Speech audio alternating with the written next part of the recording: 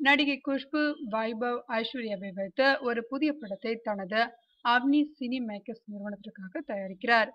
வழக்கம் போல இந்த படத்தை இயக்குவது அவரது கணவர் சுந்தர் சி அல்ல. மாறாக புதுமுக இயக்குனர் ஒருவர் இயக்கலாம் என்று ஒரு பேச்சு தற்போது கோடம்பாக்கத்தில் அடிபடுகிறதாம். இயக்குனர் வெங்கட் பிரபுவின் படங்களில் தொடர்ந்து சிறிய படங்களில் நடித்து வந்த வைபவ், மங்காத்தா படத்தில் நடித்ததன் மூலம் திரையுலகில் நடிக்க தெரிந்த நடிகர் என்ற பெயரை பெற்றார். மங்காத்தா படத்தின் மூலம் வெறும் பெயர் மட்டும்தான் கிடைத்தது. புதிய படங்கள் எதுவும் கிடைக்கவில்லை.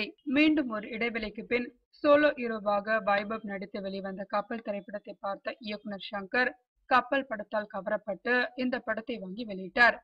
கப்பல் மாபெரும் வெற்றி படமாக அமைந்தது. கப்பல் படத்திற்கு பின் குஷ்பு தயாரிக்கும் புதிய படத்தை வைபவிற்கு வாய்ப்பு கொடுத்திருக்கிறார்.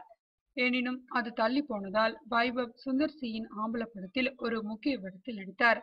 இதில் கவரப்பட்ட குஷ்பு தற்போது தனது சினி மேக்ஸ் நிறுவனம் சார்பில் வைபவை ஹீரோவாக வைத்து ஒரு புதிய படத்தை தயாரிக்க இருக்கிறார்.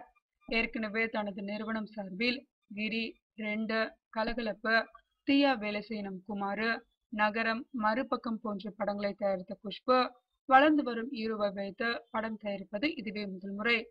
இந்த படத்தில் வைபவிற்கு ஜோடியாக ரம்மி படப்புகழ் ஐஸ்வர்யா ராஜேஷ் ஹீரோயினாக நடிக்கிறார்.